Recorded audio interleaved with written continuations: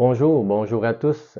Je suis Charles-Arthur Fontaine et au nom de l'équipe de pastorale de la paroisse Saint-Sauveur et Notre-Dame des Pays d'en Haut, nous vous souhaitons la bienvenue dans ce direct, dans ce défi du carême.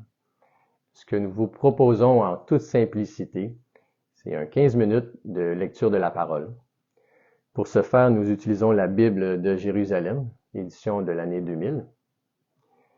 Alors, c'est également un temps pour être unis ensemble. Évidemment, après ce temps, on vous invite à partager la vidéo avec vos contacts. Et avant de commencer, commençons justement avec une prière de Saint Jean Chrysostome. Au nom du Père, et du Fils, et du Saint-Esprit. Amen. Ô Seigneur Jésus-Christ, notre Dieu, ouvre les oreilles et les yeux de mon cœur, afin que je puisse entendre tes paroles et comprendre et réaliser ta volonté, car moi je suis un étranger sur la terre. Ne me cache pas tes instructions, mais viens me les révéler, et je contemplerai les merveilles de ta loi. Car je mets toute mon espérance en toi, ô mon Dieu, afin que tu illumines mon cœur. Amen.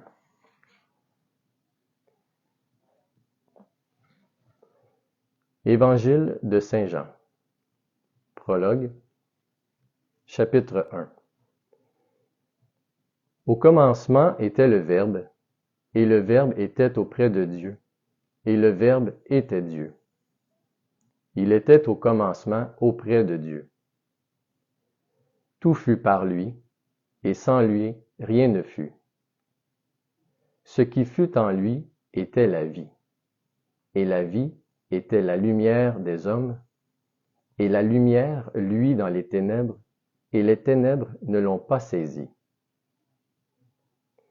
Il y eut un homme envoyé de Dieu, son nom était Jean. Il vint pour témoigner, pour rendre témoignage à la lumière, afin que tous crussent par lui.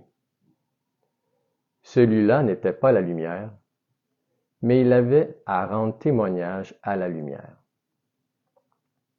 Il était la lumière véritable, qui éclaire tout homme, venant dans le monde. Il était dans le monde, et le monde fut par lui, et le monde ne l'a pas reconnu. Il est venu chez lui, et les siens ne l'ont pas accueilli. Mais à tous ceux qui l'ont accueilli, il a donné pouvoir de devenir enfants de Dieu, à ceux qui croient en son nom, eux qui ne furent engendrés ni du sang, ni d'un vouloir de chair, ni d'un vouloir d'homme, mais de Dieu. Et le Verbe s'est fait chair, et il a campé parmi nous, et nous avons contemplé sa gloire, gloire qu'il tient du Père, comme unique engendré, plein de grâce et de vérité.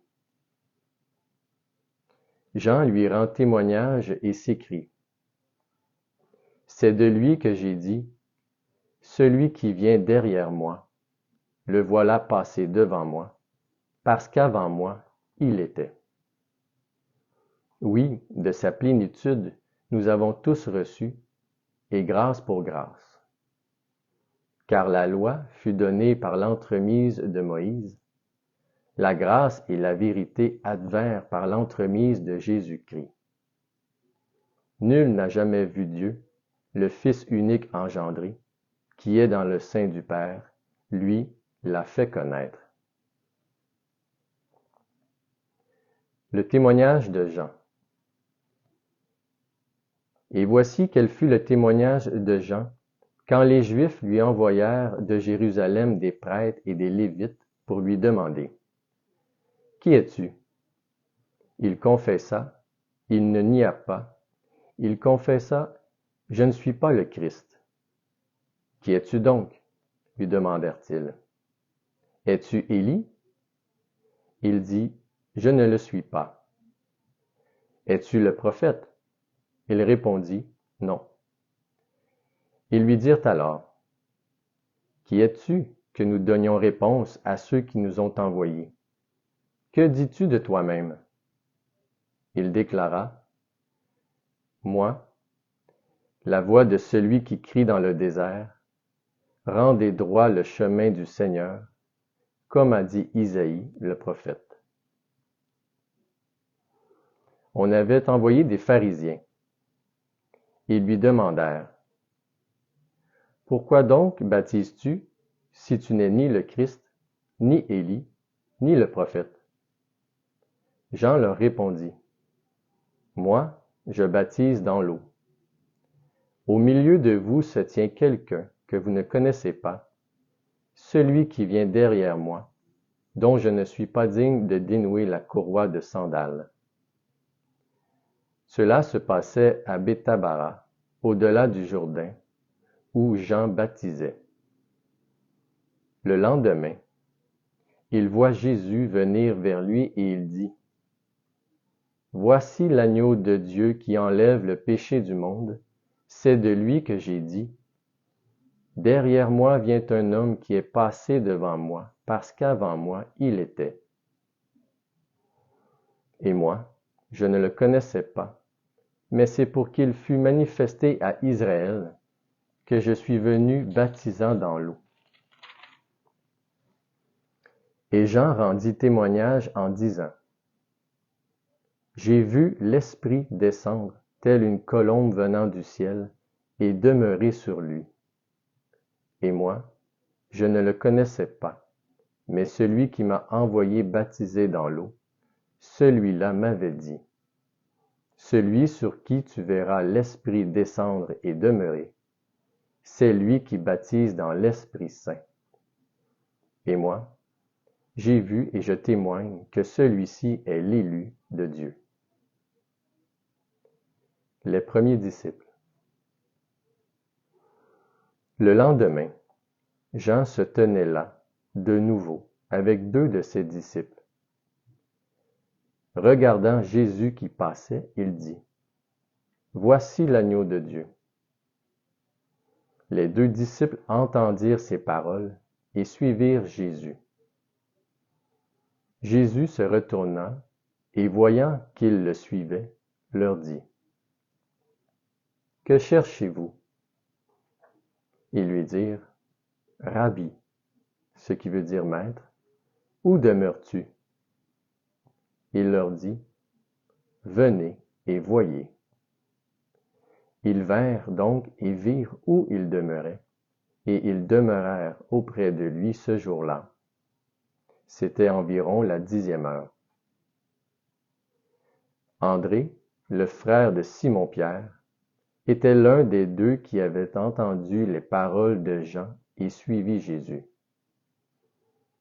Il trouve d'abord son propre frère, Simon, et lui dit, nous l'avons trouvé, le Messie, ce qui veut dire Christ. Il l'amena à Jésus. Jésus le regarda et dit, tu es Simon, le fils de Jean, tu t'appelleras Céphas, ce qui veut dire Pierre. Le lendemain, il résolut de partir pour la Galilée, et il trouve Philippe. Jésus lui dit, suis-moi. Philippe était de Bethsaïde, la ville d'André et de Pierre. Philippe trouve Nathanaël et lui dit, celui dont Moïse a écrit dans la loi, ainsi que les prophètes, nous l'avons trouvé. C'est Jésus, le fils de Joseph de Nazareth. Nathanaël lui dit, de Nazareth, peut-il sortir quelque chose de bon? Philippe lui dit, viens et vois.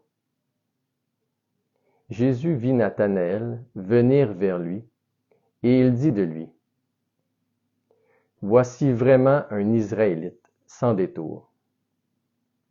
Nathanaël lui dit, d'où me connais-tu? Jésus lui répondit, avant que Philippe t'appelât, quand tu étais sous le figuier, je t'ai vu. Nathanaël reprit, Rabbi, Tu es le Fils de Dieu, tu es le roi d'Israël. Jésus lui répondit, parce que je t'ai dit, je t'ai vu sous le figuier, tu crois? Tu verras mieux encore. Et il lui dit, en vérité, je vous le dis, vous verrez le ciel ouvert et les anges de Dieu monter et descendre au-dessus du Fils de l'homme. Les noces de Cana. Le 3e jour, il y eut des noces à Cana de Galilée, et la mère de Jésus y était. Jésus aussi fut invité à ces noces, ainsi que ses disciples. Il n'avait pas de vin, car le vin des noces était épuisé. La mère de Jésus lui dit, ils n'ont pas de vin. Jésus lui dit, que me veux-tu, femme? Mon heure n'est pas encore arrivée. Sa mère dit au servant, tout ce qu'il vous dira, faites-le. Or il y avait là 6 jarres de pierre, destinées aux purifications des Juifs, et contenant chacune 2 ou 3 mesures. Jésus leur dit, remplissez d'eau ces jarres. Ils les remplirent jusqu'au bord. Il leur dit, puisez maintenant, et portez-en au maître du repas. Ils lui emportèrent. Lorsque le maître du repas eut goûté l'eau devenue vin, il ne savait pas d'où il venait, tandis que les servants le savaient, eux qui avaient puisé l'eau. Le maître du repas appelle le marié et lui dit, tout homme sert d'abord le bon vin et, quand les gens sont ivres, le moins bon. Toi, tu as gardé le bon vin jusqu'à présent. Cela Jésus en fit le commencement des signes à Cana de Galilée, et il manifesta sa gloire, et ses disciples crurent en lui. Après quoi, il descendit à Capharnaüm, lui, ainsi que sa mère et ses frères et ses disciples, et ils n'y demeurèrent que peu de jours.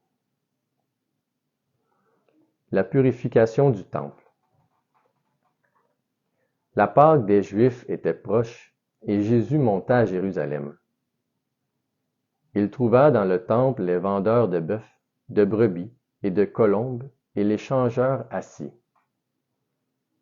Se faisant un fouet de corde, il les chassa tous du temple, et les brebis et les bœufs. Il répandit la monnaie des changeurs et renversa leurs tables, et aux vendeurs de colombes il dit, enlevez cela d'ici. Ne faites pas de la maison de mon Père une maison de commerce. Ses disciples se rappelèrent qu'il est écrit, le zèle pour ta maison me dévorera. Alors les Juifs prirent la parole et lui dirent, quel signe nous montres-tu pour agir ainsi? Jésus leur répondit, détruisez ce sanctuaire et en 3 jours je le relèverai. Les Juifs lui dirent alors, il a fallu 46 ans pour bâtir ce sanctuaire, et toi, en 3 jours tu le relèveras. Mais lui parlait du sanctuaire de son corps. Aussi, quand il fut relevé d'entre les morts, ses disciples se rappelèrent qu'il avait dit cela, et ils crurent à l'Écriture et à la parole qu'il avait dite. Séjour à Jérusalem. Comme il était à Jérusalem, durant la fête de Pâques, beaucoup crurent en son nom, à la vue des signes qu'il faisait. Mais Jésus, lui, ne se fiait pas à eux, parce qu'il les connaissait tous, et qu'il n'avait pas besoin d'un témoignage sur l'homme, car lui-même connaissait ce qu'il avait dans l'homme. Voilà, on s'arrête ici pour aujourd'hui. On vous invite à méditer sur cette parole. Le prochain direct sera le 19 février. D'ici là, n'oubliez pas de partager la vidéo. Merci.